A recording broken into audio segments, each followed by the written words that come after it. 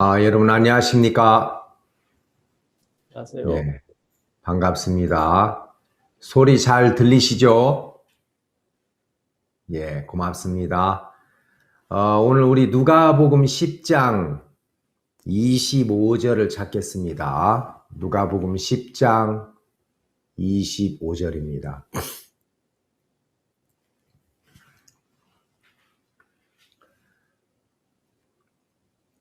누가복음 10장을 찾으셨으면 25절부터 제가 읽겠습니다.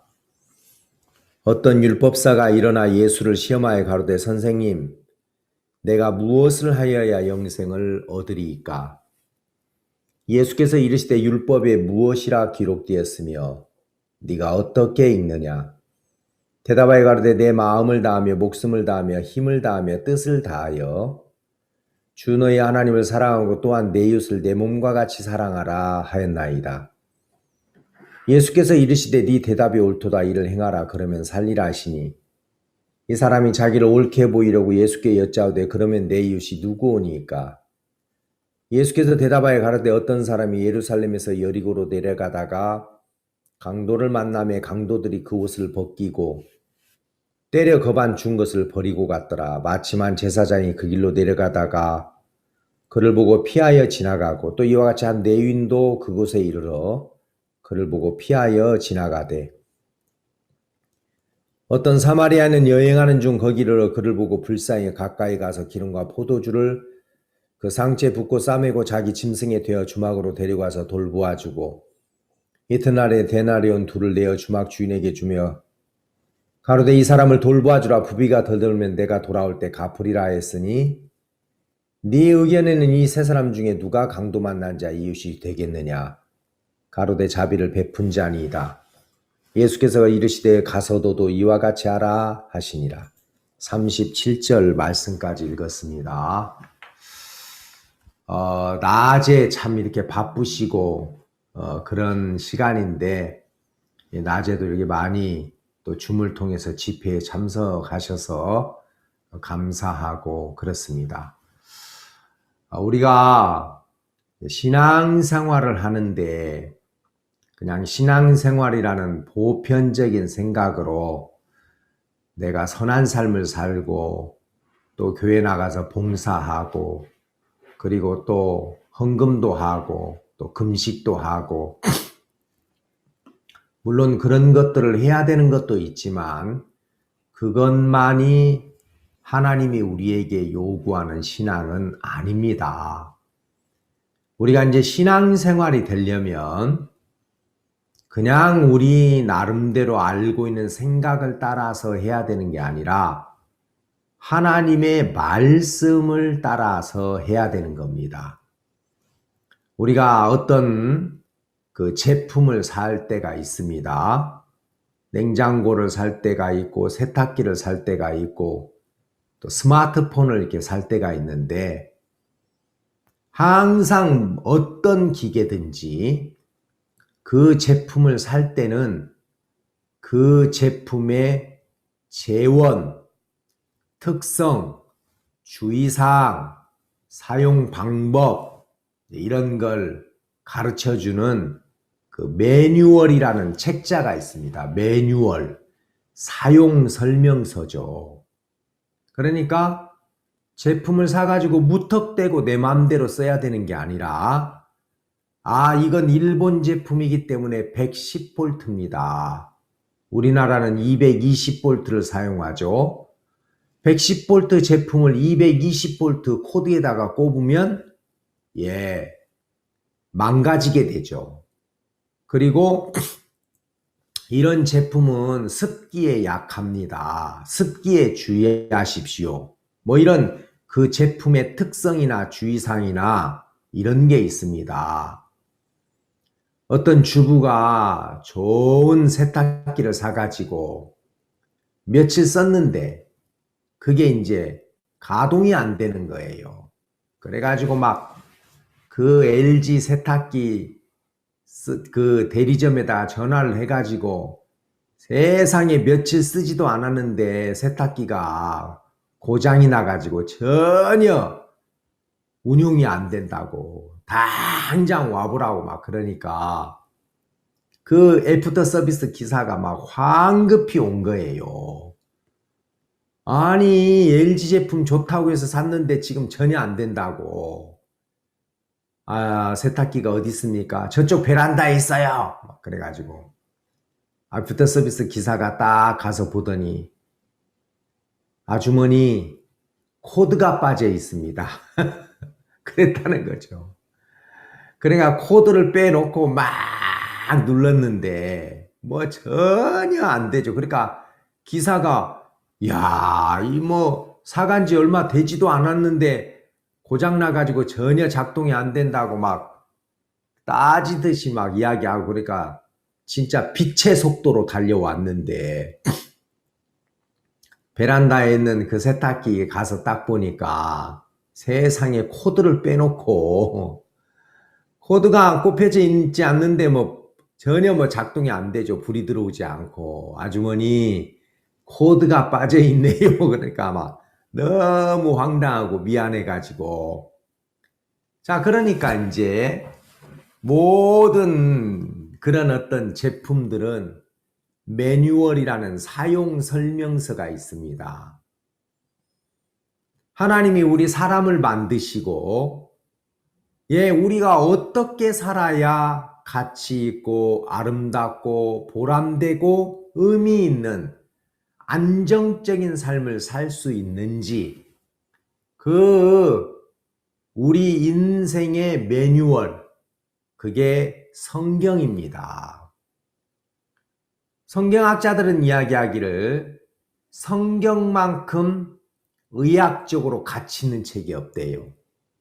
언어적으로 가치 있는 책이 없대요. 성경만큼 경제적으로 진짜 가치 있는 책이에요. 그러니까 경제적으로, 의학적으로, 그 다음에 또 가정적으로 모든 부분에 이 성경은 우리 인간이 살아가면서 이 말씀을 쫓아갈 때 가장 복되게 돼 있다. 예를 들자면 지금부터 세균, 바이러스, 북한말로 비루스 이 바이러스 눈에 보이지 않는 세균이 있다는 것이 발견된 지가 200년도 안 됩니다. 사람들은 그때까지 눈에 보이는 꿈틀대는 벌레만 균이라고 생각을 했지. 사람이 기침을 할 때 기침 속에 어떤 뭐 결핵균이 나갑니다. 감기균이 나갑니다. 요즘 말로 말해서 코로나 바이러스가 나갑니다. 이런 걸 몰랐었대요.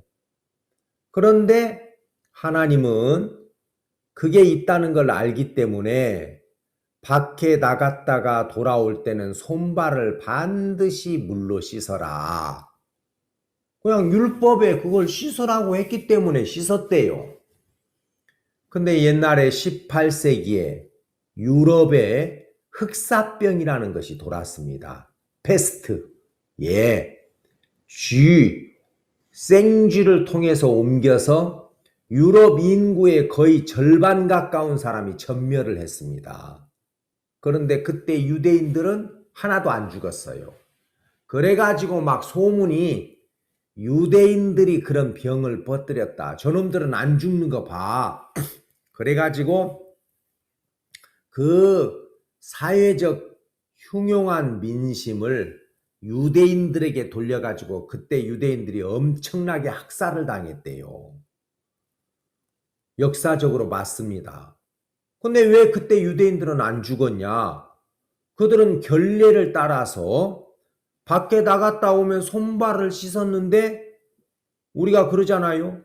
손발만 깨끗하게 씻어도 몸에 있는 균의 80%, 90%는 씻겨져 나갑니다. 그러니까 유대인들은 몰랐어요. 세균이 있는지.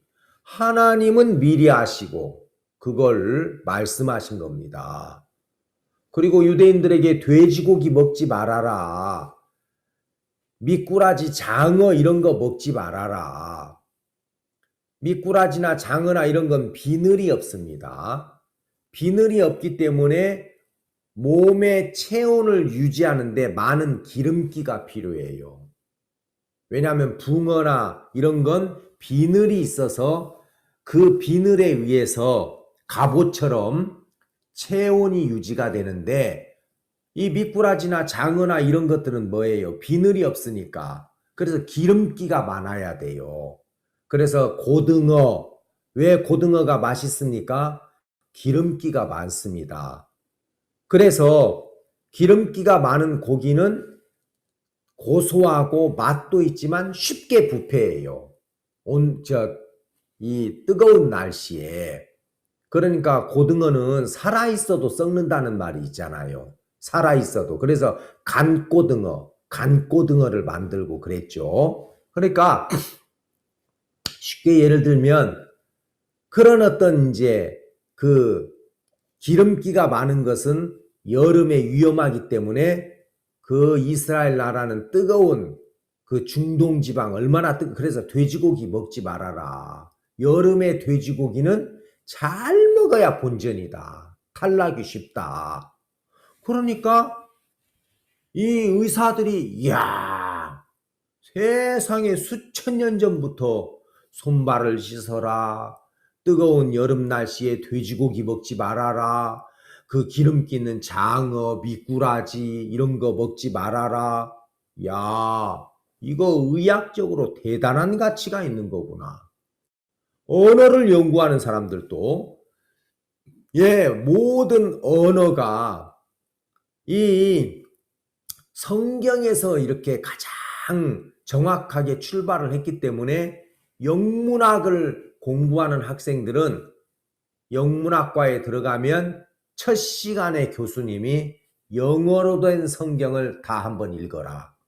그러면 영어로 된 성경, 그 영어로 된 성경을 읽으면서 이 언어의 시작이 성경이구나. 이런 것들을 알 수 있다는 거죠. 그러니까 이 성경은 모든 부분에 가치가 있어요. 경제적으로, 언어학적으로, 의학적으로, 과학적으로 다 이게. 그래서 여러분 그런 눈에 보이는 것뿐만 아니라 우리가 인생을 살아가는데 가장 안정되고 그리고 복되고 그리고 아름다운 삶을 살아갈 수 있도록 해주는 책이 성경입니다. 이게 인생의 매뉴얼이에요. 매뉴얼. 사람들이 그냥 종교라고 치부해서 그렇지 야 진짜 이 말씀은 정확한 거구나. 그걸 알 수가 있습니다. 오늘 우리가 이제 구원에 대한 부분도 우리 나름대로 생각하는 구원을 가지고 있어야 되는 게 아니라 성경에서 말하는 구원은 뭐야? 우리가 착하게 살고 선하게 이게 아니구나. 예수님은 이야기하기를 얘들아 가시나무에서 포도를 딸 수 있어? 엉겅퀴에서 무화과를 딸 수 있어? 가시나무에서 포도가 맺힐 수 없어. 종자가 달라. 아무리 가시나무가 애를 써도 탱자가 열리지 포도는 안 열려. 무슨 엉겅퀴에서 무화과가 나올 수 있어?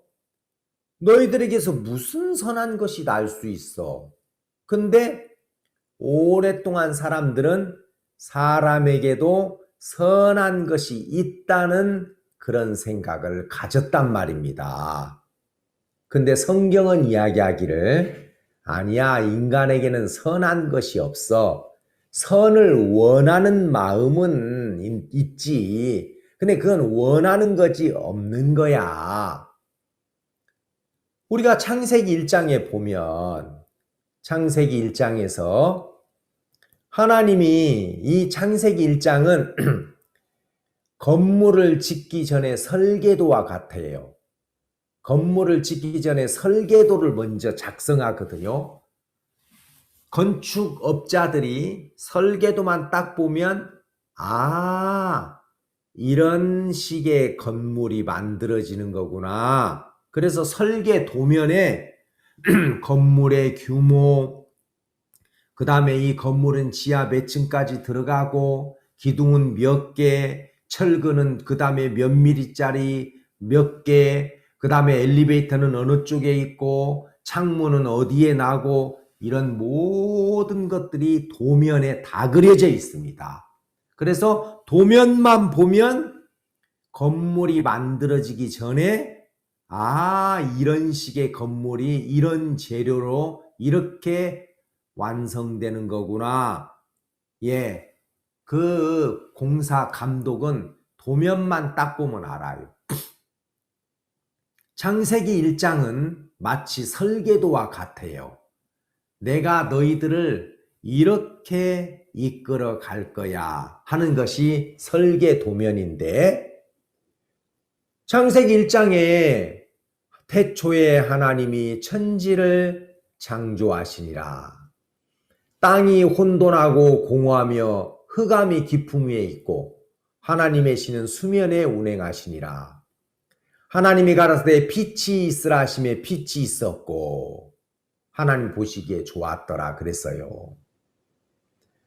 여러분, 과학자들은 이야기하기를 이 지구라는 땅덩어리가 원래 식물이나 생명을 낼 수 있는 에너지가 없었다 그렇게 말합니다. 요즘 과학자들이 그걸 밝혀냈어요. 그러니까 땅이 씨 맺는 채소를 내고 열매 맺는 과목을 내고 각종 짐승을 땅이 저절로 낸 것이 아니라는 겁니다. 왜냐? 만약에 땅이 채소를 낼 수 있는 사과도 내고 복숭아도 내고 자두도 내고 호박도 내고 부추도 내고 그 다음에 또 토끼도 만들어내고 그렇게 땅이 모든 생명을 낼 수 있는 힘을 가지고 있었다면, 그러면 지금도 계속 새로운 종류의 식물이 나오고 새로운 종류의 동물이 나와야 되지 않냐. 땅이 그걸 냈으니까. 그런데 멸종되어져 가는 식물이나 꽃은 많고 멸종되어져 가는 동물은 많지만 새로 만들어지는 동물이나 식물은 없잖아요. 그렇잖아요. 그죠? 새로 막 공룡이 나옵니까? 옛날처럼? 새로 막, 그죠? 무슨 그런 건 없어요. 근데 1년에 수십 종씩 멸종되어 지구라는 땅덩어리 위에서 사라져가는 꽃이 있고 식물은 있지만 새로 만들어지는 식물이나 동물은 없다. 그걸 보면서 과학자들이 이 지구라는 땅덩어리가 그런 걸 스스로 낼 수 있는 힘, 에너지, 능력, 이걸 갖고 있었던 것이 아니구나. 태초에 어디서부턴가 힘이 지구라는 땅덩어리에 와서 그걸 냈고 지금 그게 뭐예요? 이어져 온 것이지, 만약에 지구라는 땅덩어리가 그런 것들을 만들어낼 수 있는 에너지나 능력을 갖고 있었다면 지금도 새로운 종류의 식물, 동물 이런 것들이 나와야 되지 않냐 그 말입니다. 맞아요. 과학자들이 그걸 밝혀냈어요. 성경은 이야기하기를 만물을 말씀으로 하나님이 붙들고 있는데 그 하나님의 말씀의 능력에 의해서 모든 만물이 지금 달려있다. 골로새서에 그렇게 돼 있어요. 매달려 있다. 말씀의 힘에 의해서. 어느 날 하나님이 말씀을 걷어가 버리면, 말씀의 능력을 걷어가 버리면 없어져 버리는 겁니다. 공간이 돼 버리는 거예요. 과학자들이 그걸 요즘 알아냈어요. 과학자들도 똑똑합니다. 자, 그러면 여러분, 우리가 신앙적인 면에서도 하나님이 사람을 만들 때 인간 스스로가 뭘 할 수 있도록 하지를 않았습니다. 그래서 성경에 보면 하나님이 하나님의 형상대로 사람을 창조하시되 남자와 여자로 지었어요. 하나님이 그게 뭔가를 가르쳐주고 싶은 섭리입니다. 그래서 남자와 여자라는 방법으로 만들어서 남자는 여자에게 사랑을 주고 생명을 전해주고 여자는 남자로부터 그 씨를 받아서 생명을 잉태하고 출산해 내도록 되어 있습니다. 그러니까 여자는 받는 기능을 가지고 있어요. 남자로부터 씨를 받아야 생명을 나타낼 수 있는 겁니다. 그러니까 자, 여러분 보세요. 여러분들 집에 가전제품이 있어요. 가전제품. 집에 있는 전기제품입니다. 그 전기제품은 반드시 전기와 연결이 될 때 세탁도 할 수 있고 음식을 데필 수도 있고 냉장 보관할 수도 있고 선풍기를 돌려서 시원한 바람을 내게 할 수 있고 가전제품은 전기를 떠나서는 무용지물입니다. 돌아가지도 않아요. 차가운 냉기를 낼 수도 없습니다. 그 다음에 음식을 데피는 전자레인지 그러니까 가전제품은 전기와 연결이 될 때 기능을 발휘할 수 있는 겁니다. 전기를 떠나서는 아무것도 할 수 없어요. 하나님이 우리를 만드실 때 가전제품처럼 우리는 하나님에 의해 만들어진 인간 제품인데 너희가 나를 떠나서는 아무것도 할 수 없어. 내가 포도나무야. 너희는 가지야. 가지는 뭐만 하면 되는 줄 알아? 붙어 있기만 하면 되는 거야. 그러면 나무가 열매를 맺을 수 있도록 수분을 공급하고 진액을 공급하고 영양을 공급해 줘. 나무가 공급을 다 해주는 거야. 가지는 그냥 붙어 있어. 그래서 요한복음 15장에 나는 포도나무요 너희는 가지니 너희가 나를 떠나서는 아무것도 할 수 없다. 여러분 가지가 꺾이는 순간 말라 비틀어 죽습니다. 사람들이 그걸 모아다가 아궁이에 불쏘시개로 쓰는 것 말고는 없어요. 그러니까 가지는 무언가를 스스로 하는 게 아니라 그냥 붙어 있는 겁니다. 연결, 붙어만 있으면 나무가 다 공급해 줘요. 하나님과 우리와의 관계가 그런 겁니다. 그걸 설명하려고 하나님이 땅에다가 씨 맺는 채소를 내라, 열매 맺는 과목을 내라, 각종 짐승을 내라. 그 말씀 안에 있는 에너지, 하나님의 말씀 속에 있는 그 에너지가 땅에 임했어요.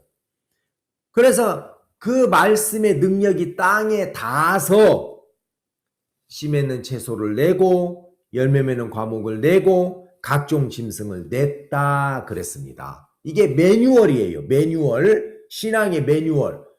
아, 그러네.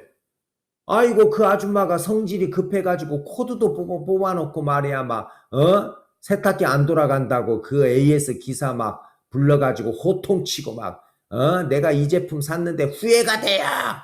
하면서 그러니까 와서 보니까 코드를 빼놓은 거예요. 그러니까 사람들이 인생이 제대로 작동이 안 된다는 거예요. 가정에 불화가 일어나고 자식이 속을 썩이고 그 다음에 병이 들고 곤고하고 우울증, 공황장애 그 다음에 또 있습니까? 고소공포증, 폐쇄공포증, 그 다음에 보지도 못하고 듣지도 못한 그런 조현병, 그 다음에 정신분열. 왜 이런 많은 문제가 생기냐? 코드가 뽑혀 있단 말입니다.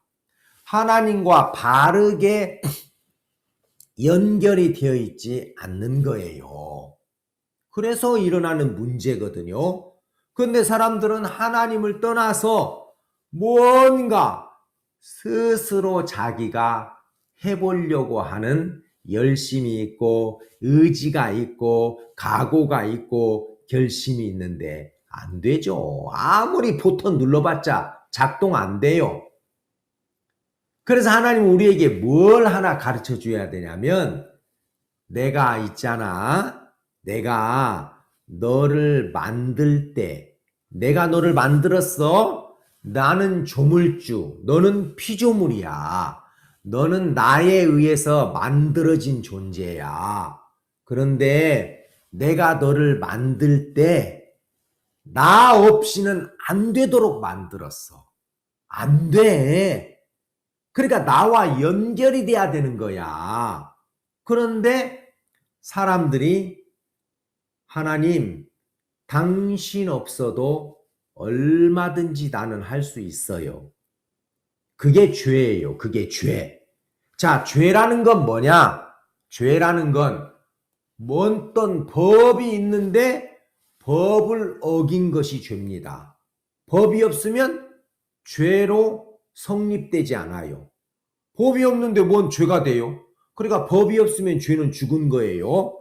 그러니까 죄라는 건 어떤 법이 있는데 법을 깨트렸을 때, 법을 어겼을 때 죄가 되는 겁니다. 그러니까 하나님은 우리를 어떤 법 아래서 만들었습니까? 쉽게 이야기하면 하나님은 우리 인간을 만들 때 법칙 아래서 만들었어요. 우리가 이 세상에도 보면 물질적인 세계도 법칙이 있습니다. 아무렇게나 여러분 이 존재하는 게 아니에요. 그래서 따뜻한 공기는 위로 올라가고 찬 공기는 내려오고 그 다음에 또 물은 100도씨부터 끓고 0도씨부터 얼고 그 다음에 씨는 봄에 뿌리고 가을에 거두고 이런 것들이 물리적인 법칙이에요. 물질적인 세계 이치 그 말이죠. 예. 그러니까 농사를 짓는데도 아무 때나 짓는 게 아니에요. 농사를 지을 때도 법칙을 따라서 농사를 짓습니다. 그리고 이 생명의 세계도 법칙이 있어요. 호박꽃의 암술은 호박꽃의 수술만 받아들여요. 이건 법칙이에요. 장미꽃의 암술은 장미꽃의 수술만 받아들여요. 예, 돼지의 난자는 돼지의 정자만 받아들여서 수정이 돼요. 그래야 생명의 세계가 질서 있게 유지가 돼요. 호박꽃이 아이고 나는 호박꽃 싫어. 백합꽃 수술 꽃가루를 받아들이면 호백꽃이 되겠죠. 호백꽃. 그러면 뭐예요? 생태계에 혼란이 올 겁니다. 그죠? 그럼 뭐 돼지의 난자가 뭡니까? 사슴의 정자를 받아 그러면 안 되죠. 그래서 이건 생명의 세계의 법칙이에요. 법칙. 절대로. 마음의 세계도 법칙이 있습니다. 마음의 세계도. 네가 언제 평안한 줄 알아? 네가 언제 기쁜 줄 알아? 네가 언제 행복한 줄 알아? 네가 언제 마음에 소망이 생기는 줄 알아? 그건 네 스스로 그런 걸 만들어내는 게 아니야. 나하고 연결이 안 되면 불안해.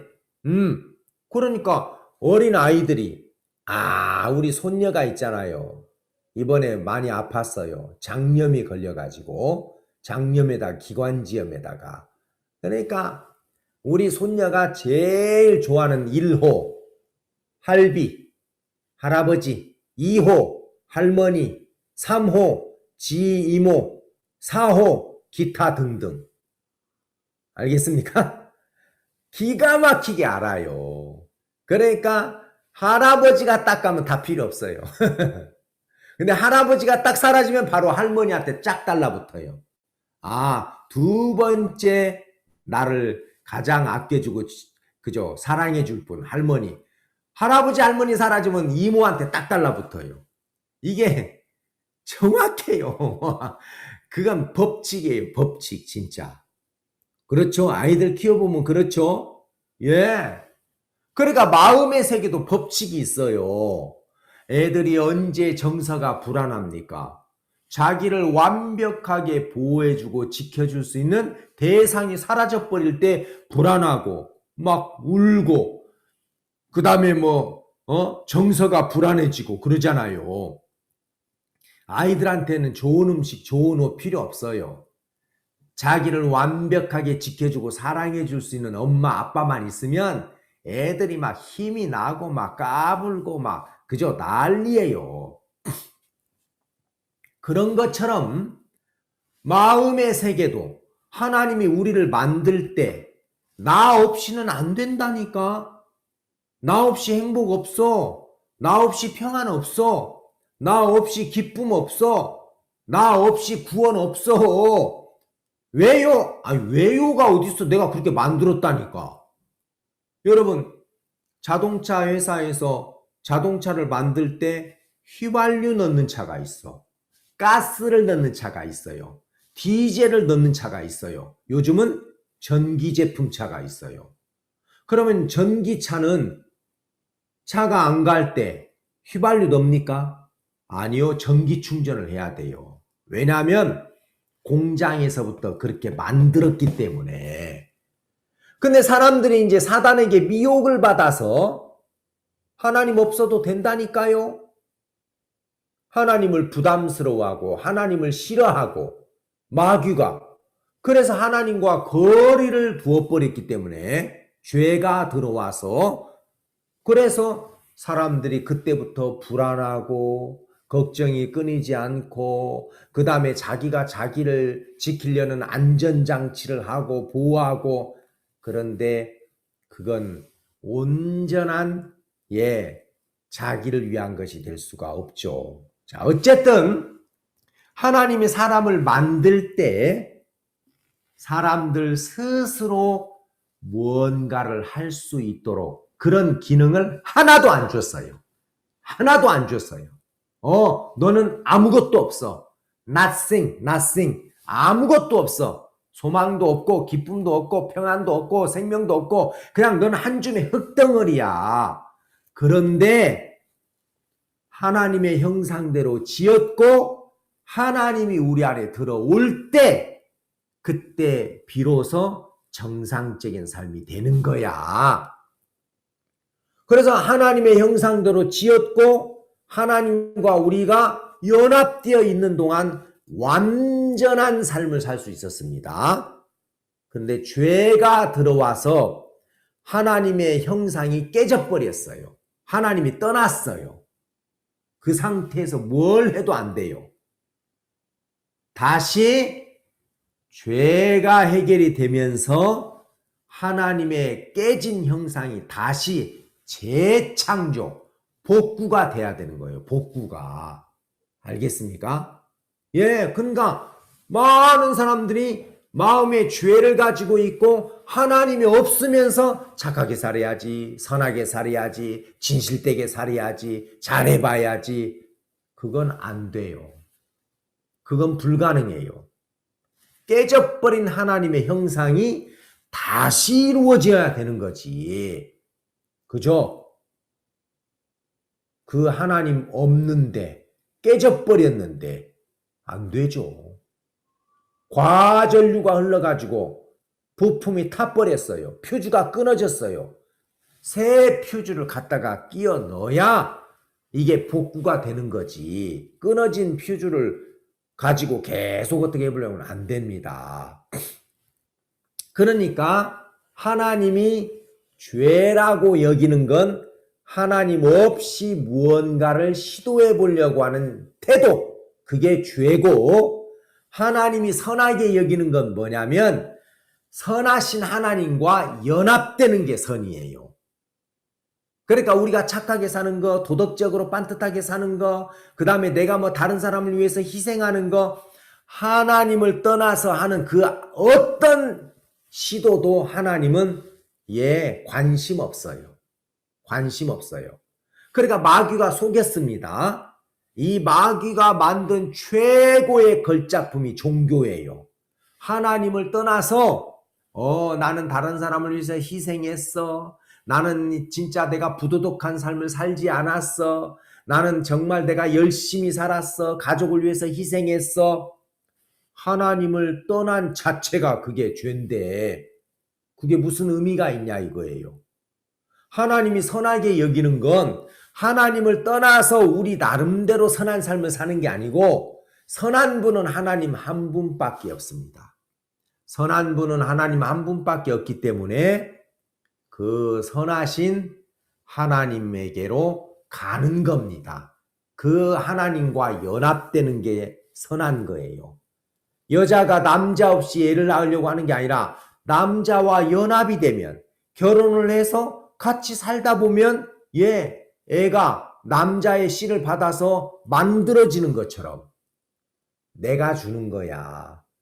내가 주는 거야. 나에게 사랑이 있어. 나에게 소망이 있어. 나에게 기쁨이 있어. 자, 이제 우리가 처음부터 그렇게 지음을 받았다는 것을 이해했습니까? 그리고 누가복음 10장을 보면 이제 이해가 가요. 자, 누가복음 10장 25절 어떤 율법사가 일어나 예수를 시험하여 가로되 선생님 내가 무엇을 하여야 영생을 얻으리까? 그러니까 예수님이 볼 때는 너무 이 이야기가 우스운 거예요. 야, 이 사람아, 내가 자네를 만들 때 무얼 할 수 있는 존재로 안 만들었다니까. 아니, 뭘 해? 내가 뭘 해야지. 내가 너희들에게 스스로 할 수 있는 기능을 준 적이 없다니까. 뭘 해? 뭘? 선한 삶을 살 수 있어? 행복을 만들 수 있어? 기쁨을 만들어낼 수 있어? 영원한 생명을 만들어낼 수 있어? 아이, 그런 기능을 안 줬다니까. 성경 이사야에 뭐라고 돼 있어요? 나는 찬송을 다른 자에게, 그죠? 내 능력을 다른 자에게 준 적이 없다. 나는 찬송을 우상에게 준 적이 없고 영광을 다른 자에게 준 적이 없다. 그 말은 뭐냐면 하나님만 찬송을 받으시고 하나님만 영광을 받으실 대상이라는 거예요. 만약에 잘 들어보세요. 만약에 인간이 스스로 선한 삶을 살 수 있고 그 다음에 올바른 삶을 살 수 있고 인간 스스로가 지혜로운 삶을 살 수 있고 인간 스스로가 모든 것을 다 알 수 있다면 그건 하나님이 또 다른 하나님을 만드는 것이 되는 거예요. 그렇죠? 하나님이 또 다른 하나님을 만드는 거야. 그러니까 하나님이 우상을 만드는 것이 되는 거죠. 하나님은 아니야. 나만 능력이야. 나만 지혜야. 나만 사랑이야. 내가 행복의 근원이고 내가 생명의 시작이야. 나만. 다만 너희들이 나와 하나가 되면 내게 있는 것이 너의 것이 되는 거야. 그러니까 하나님은 연합하기를 원했지 하나님을 떠나서 안 되도록 돼 있어요. 그게 누가복음 15장의 탕자예요. 아버지를 떠나서 아무것도 안 됐잖아요. 다 떨어먹고 돼지우리에서 죽음만 기다리는 상태. 내가 여기서 추려 죽는구나. 왜 그렇게 됐어요? 친구 잘못 사귀어서요? 도박에 빠져서요? 마약쟁이가 돼서요? 아니면 강도를 만나서요? 아닙니다. 아버지를 떠났기 때문에, 아버지와 분리됐기 때문에. 그래서 마귀가 주는 사탄의 생각이 이기적이고 자기중심적이고 독립적인 마음이에요. 독립, 홀로 독자, 설립자. 하나님 없이 나는 서겠습니다. 내가 똑바로 해보겠습니다. 빤듯하게 해보겠습니다. 그게 죄예요. 그 독립적인 하나님에게로 가지 않겠다는 겁니다. 나중에 둘째 아들이 아버지에게로 가야 돼. 아버지에게로 가야 돼. 나는 주는 자가 없기 때문에 여기서 줄여주고 주는 자가 없으니까. 예? 그걸 알았어요. 아, 누군가가 나에게 주어야 되는구나. 공급해 줘야 돼. 아버지가 지금까지 나에게 모든 걸 공급했는데 내가 그 아버지를 무시하고 떠난 결과가 줄여 죽는 거구나. 이걸 깨닫고 돌아오는 겁니다.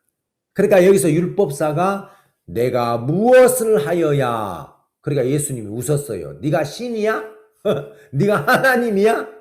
야, 너 진짜 교만하다. 너 정말 잘났네. 아이고야, 네가 하나님이네. 네가 신이네. 여러분, 사람들은 내가 마음 낮춰야지. 저 그 짓 많이 해봤어요.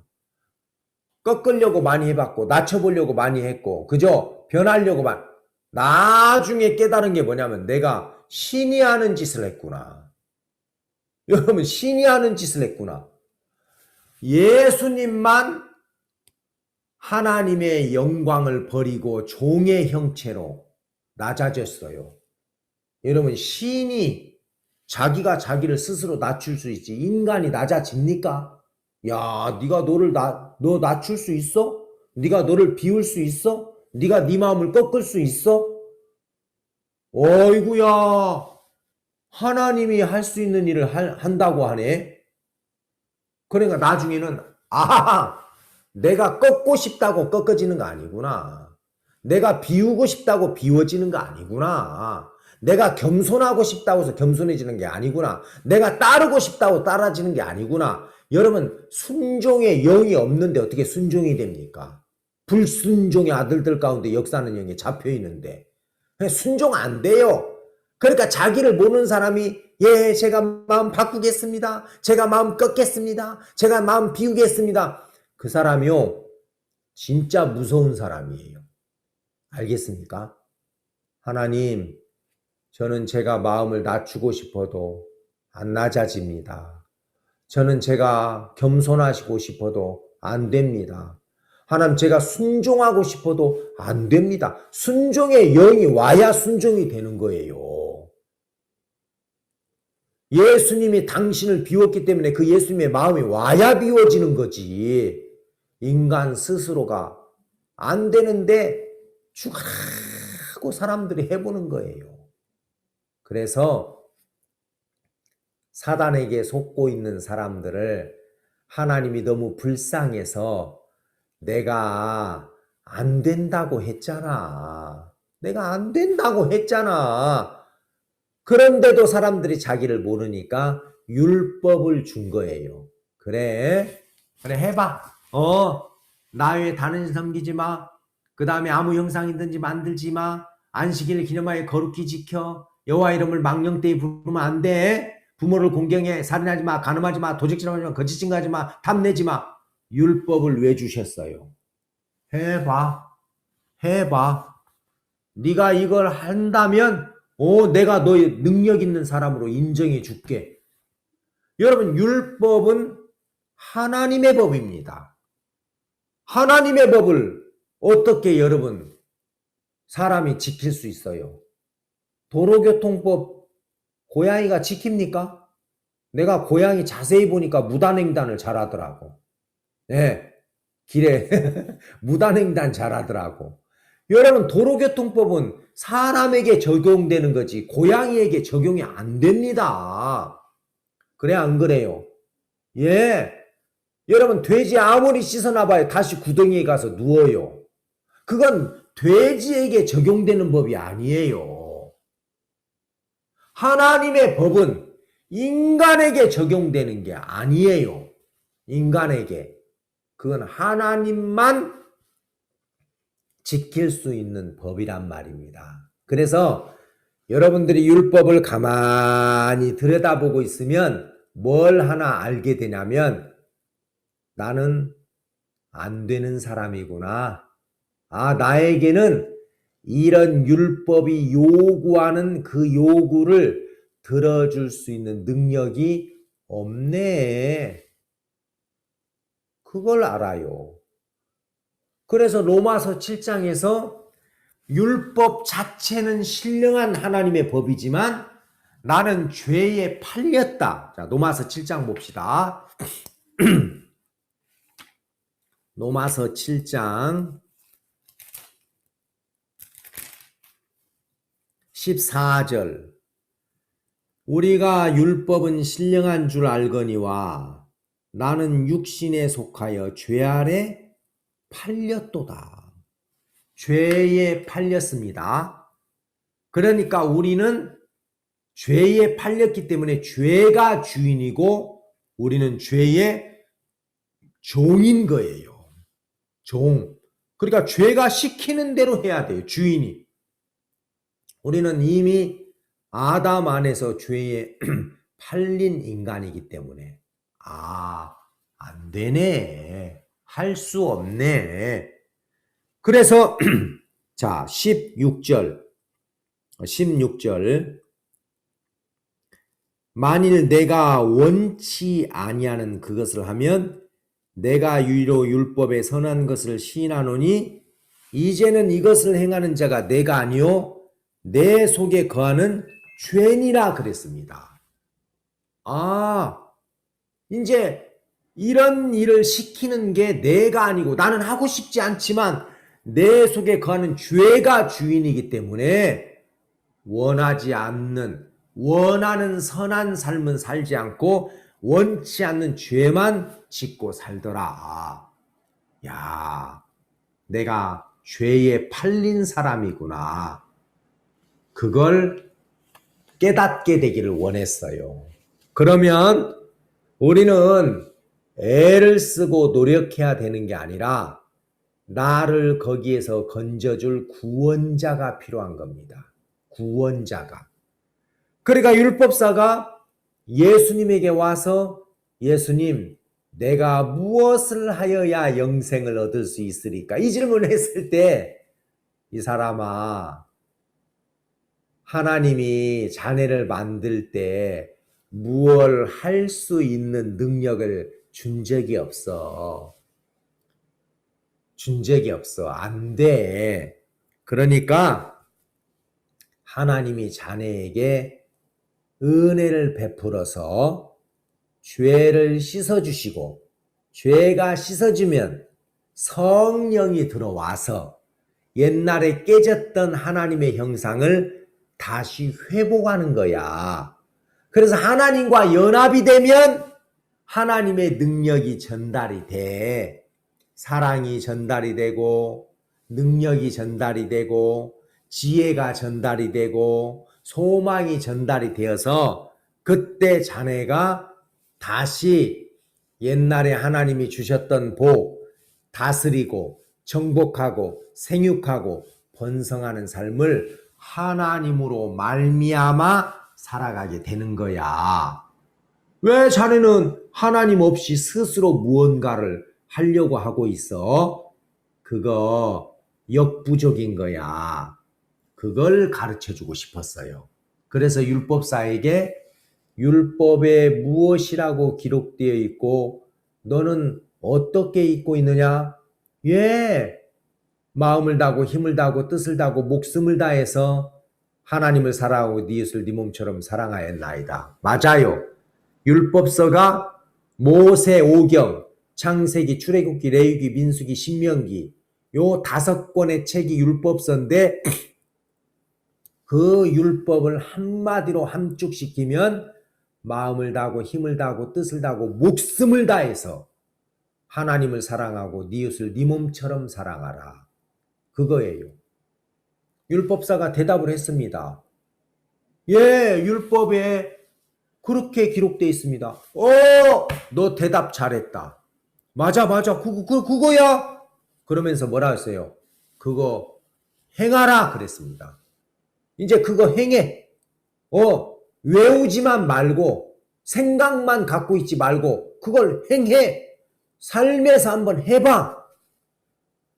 그러면 율법사가 율법을 제대로 알았더라면 뭐라고 고백해야 되냐면 예수님, 저는 율법을 기록하고 전하고 가르치는 선생입니다.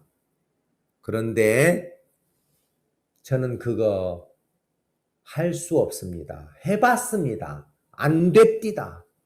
안 됩니다. 그런데 나보고 그것을 하라고 하면 저는 포기하겠습니다. 이 대답이 나와야 돼요. 저 포기하겠습니다. 예, 저는 안 됩니다. 그게 율법이 바로 적용된 사람인데 이 율법사가 그러면 내 이웃이 누굽니까? 이웃을 가르쳐 주세요. 그러면 제가 그렇게 하겠습니다. 이런 자세로 나왔단 말입니다. 그래서 예수님이 강도 만난 자의 비유를 들어준 거예요. 어떤 사람이 예루살렘에서 여리고로 내려가다가 강도를 만났는데 강도가 때려 거반 죽여놓고 싹 뺏어갔다. 홀라당 다 뺏겨버렸다. 왜냐하면 그 당시 옷이 비싸니까 옷도 다 걷어가 버린 거예요. 이제 그 사람은 그냥 강도를 만난 게 아니라 맞아가지고 거반 죽었으니까 이제는 짐승의 밥이 되거나 누군가가 도와주지 않으면 그 사람은 죽어요.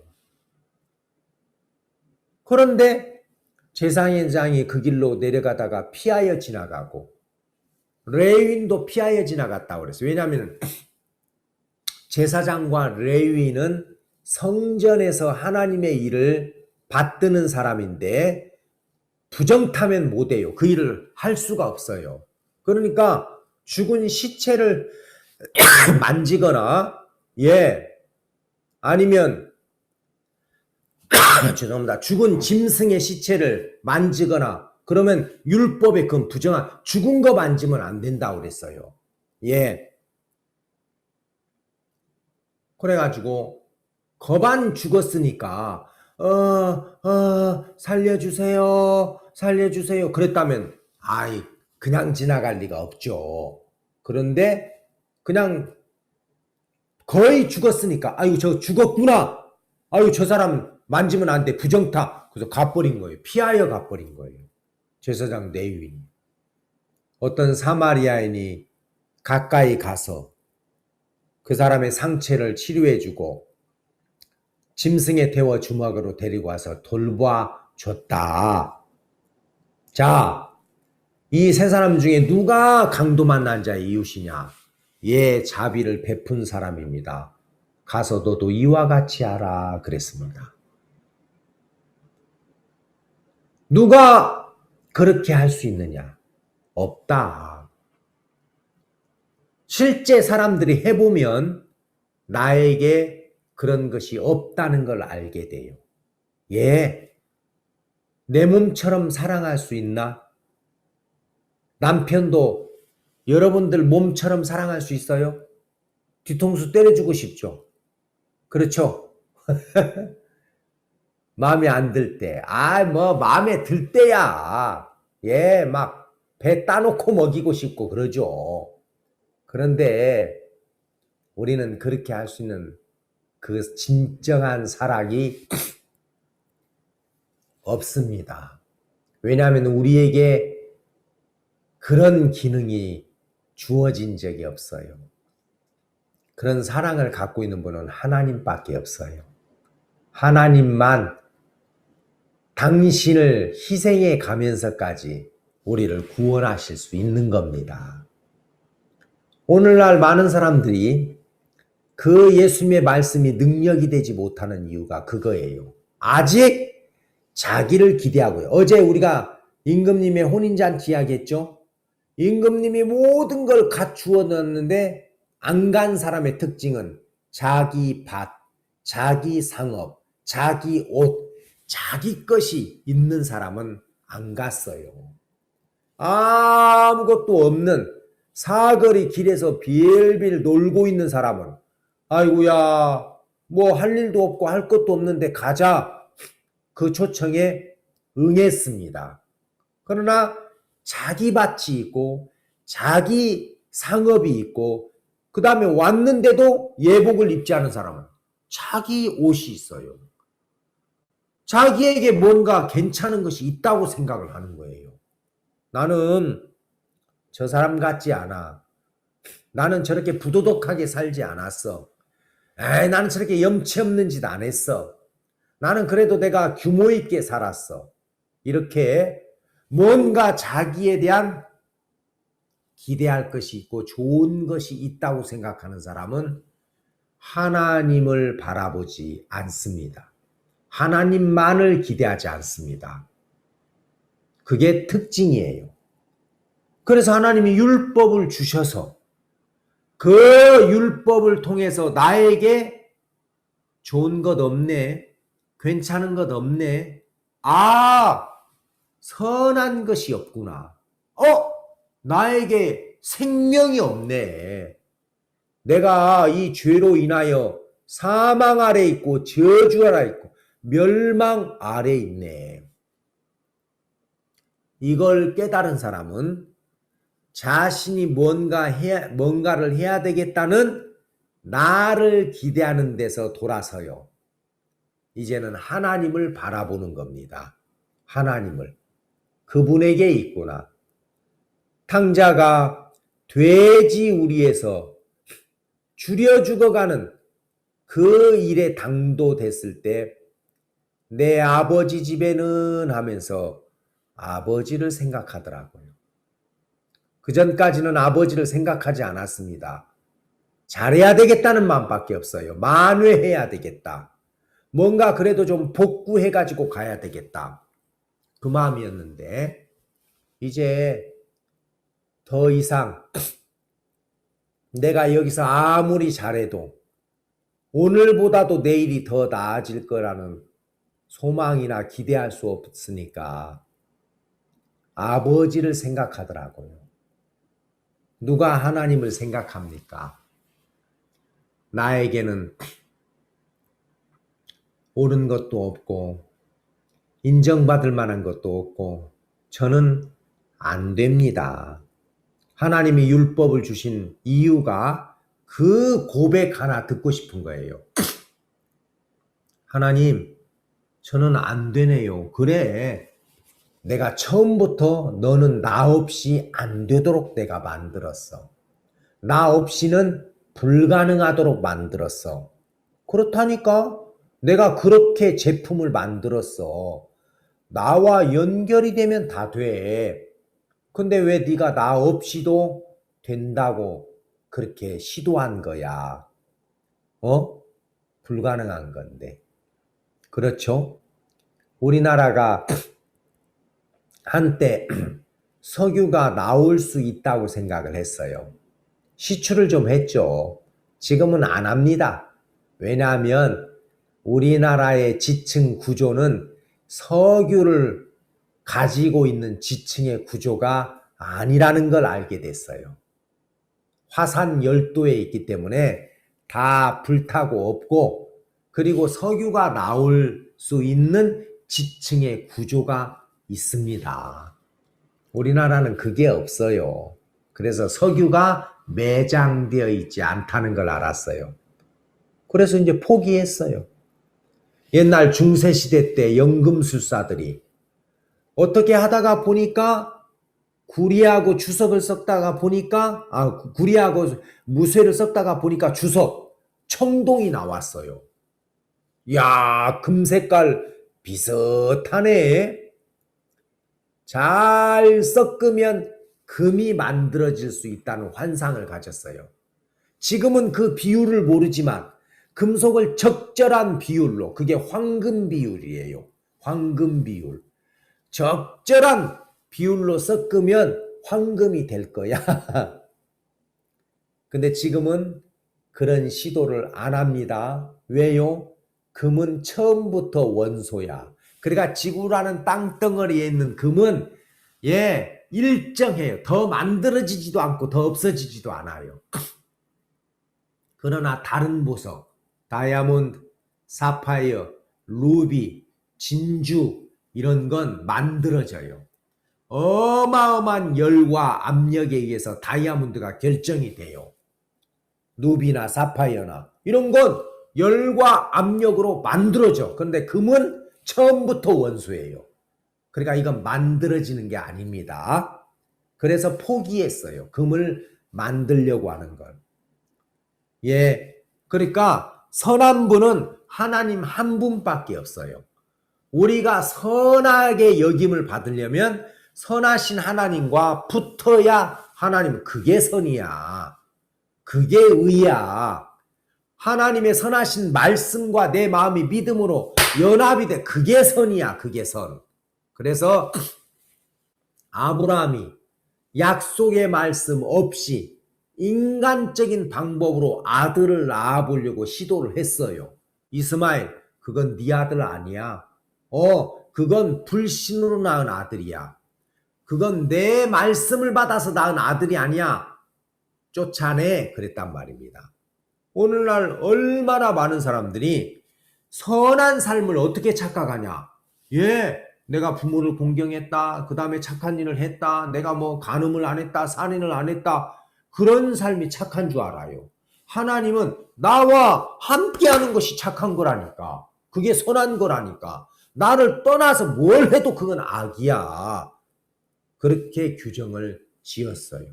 그러니까 구원도 내가 구원을 만들어내는 게 아니라 예수님을 통해서 우리의 모든 죄를 다 씻어놨는데 그 우리의 모든 죄를 씻어주셨다는 말씀과 연합하는 거, 그게 구원이라는 거예요. 그게 의로운 거야. 그게 선한 거야. 그래서 성경에 보면 베드로가 성전 미문에 있는 안진뱅이에게 예수의 이름으로 명하노니 일어나 걷으라. 발과 발목에 힘을 얻고 걸었습니다. 예수님의 능력이 베드로의 입을 통해서 안진뱅이에게 들어갔어요. 우리 하나만 더 봅시다. 자, 사도행전. 누가복음 뒤에 사도행전 7장.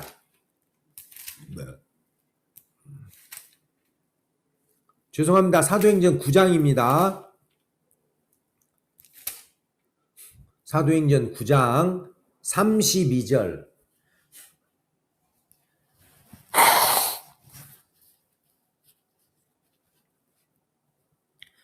때에 사도행전 9장 32절. 때에 베드로가 사방으로 두루 행하다가 룻다에 사는 성도들에게로 내려갔더니 거기서 에니아라 하는 사람을 만나매 그가 중풍병으로 상위에 누운 지 8년이라. 베드로가 가로되 애니야야, 예수 그리스도께서 너를 낫게 하시니 일어나 네 자를 정돈하라 한데 곧 일어나니. 그러니까 이 애니야라는 사람이 중풍병으로 누운 지 8년이었어요. 나는 못 일어나, 나는 못 일어나, 나는 일어날 수 없어. 그런데 하나님의 종 베드로가 애니야야, 주께서 너를 낫게 하시니 일어나 걸어가라. 내가 나았네.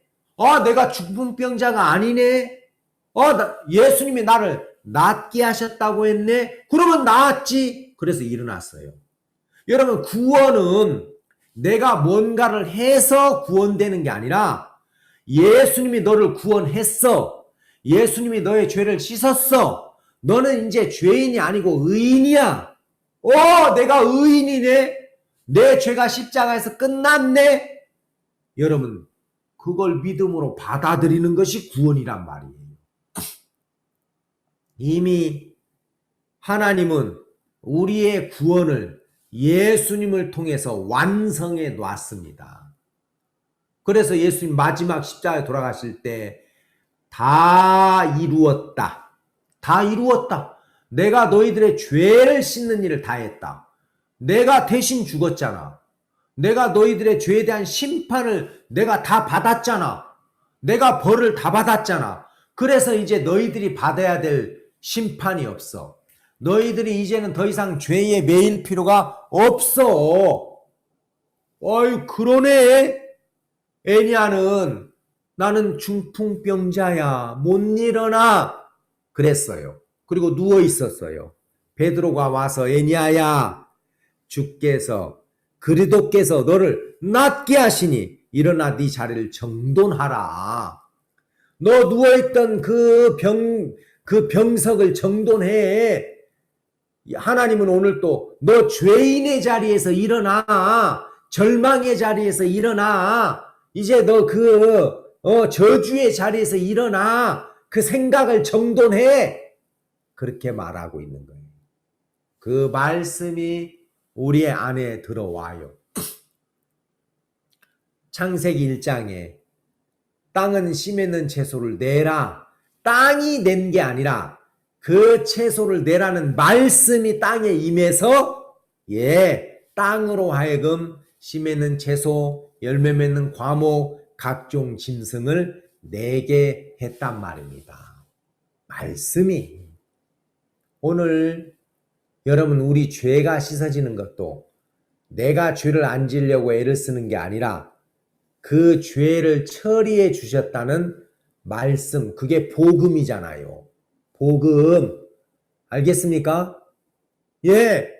그게 바로 우리가 지금까지 지은 죄를 하나님께서는 기억지도 않으시고 온전히 씻어주셨다. 우리는 은혜로 구원을 받지만 하나님 편에서는 하나밖에 없는 아들을 죽여야 되는 엄청난 희생을 치른 거예요. 우리는 은혜로 구원받지만 하나님은 어마어마한 희생을 하신 거예요. 하나뿐인 아들을 십자가에서 그저 죽였으니까. 그래서 우리의 죄를 다 씻어 놓았다.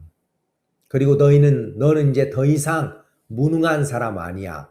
네가 나와 연합이 됐잖아. 그러면 너 나처럼 살 수 있어. 내가 하는 걸 너도 할 수 있어. 하나님은 그렇게 말씀하십니다. 이제는 예수님이 베드로를 만나기 전에 애니아는 중풍병이라는 생각에 잡혀 있었어요. 못 일어나. 나는 8년이나 누워 있었어. 어떻게 일어나? 다리가 말랐어. 진이가 이틀 동안 병원에 입원했다 나왔는데 오늘 배를 보니까 갈비뼈가 다 나왔더라고요. 애처로울 정도로. 이틀만 병원에 있어도 앙상한 뼈만 남았는데 누운 지 8년이면 진짜 피골이 상접했겠죠. 어떻게 걸어가? 안 돼! 그랬는데 베드로의 입을 통해서 나았어! 일어나! 정돈해! 그렇게 말씀이 들렸습니다. 애니아가 그 말씀을 믿음으로 받아들여서 일어나는 걸 보거든요. 오늘 많은 사람들이 왜 죄인입니까?